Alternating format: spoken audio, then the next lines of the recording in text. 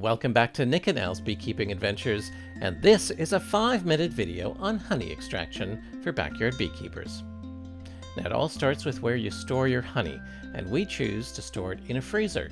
So we have 2 levels in our freezer. We've built a set of supports for those frames, and we stick the honey in there every time we extract, and then once it's full, that's our signal to make another extraction batch of honey. We take the frames out the night before, and we keep them in a nice warm kitchen, and we cover them, and we just wait for that honey to warm up, ready for the next day.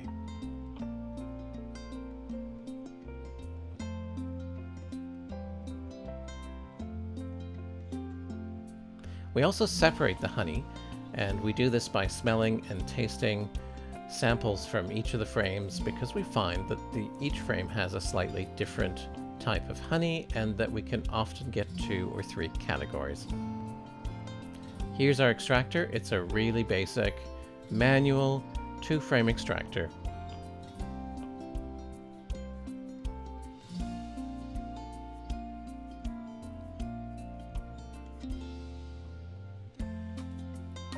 And now comes the uncapping process. Now the way that we do it is using this scraper, but rather than scrape the surface and break all the cappings, what we do is very carefully pick those cappings off the top.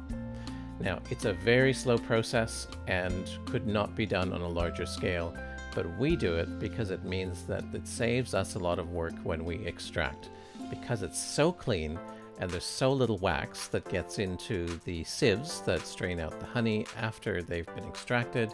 It means that there's no more work for us to do afterwards.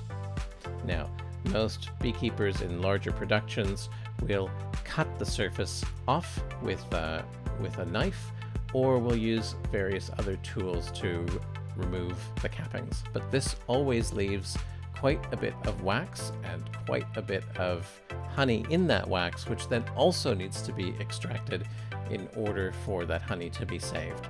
So doing it this way saves us from the need to do yet another extraction on the wax and cappings. Here you see the frame going into the extractor, and of course there's 2 frames that go in at the same time, and of course the uncapped side goes to the outside.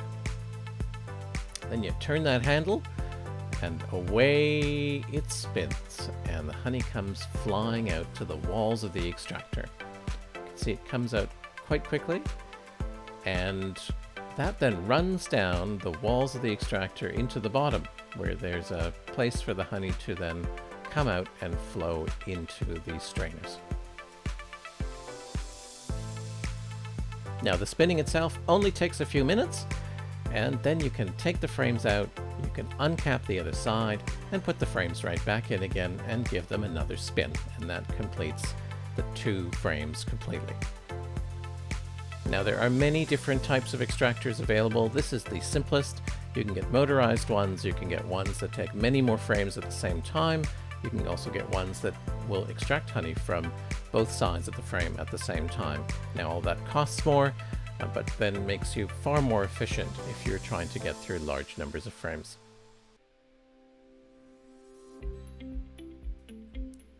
Once both sides have been spun out, what you have left over is called a sticky, and that sticky is a very welcome addition to any hive. You can put it back into the honey supers, or you can put it down into the brood box, and the bees will happily repair the honeycomb and use it again.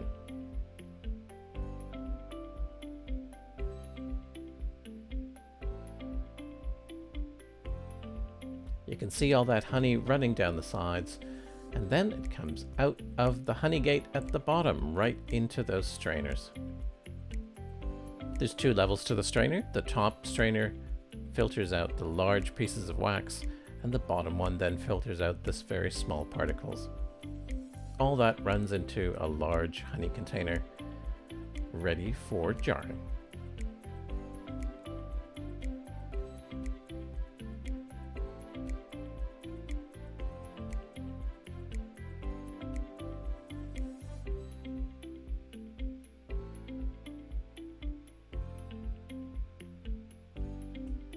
Here it comes, straight into the jar.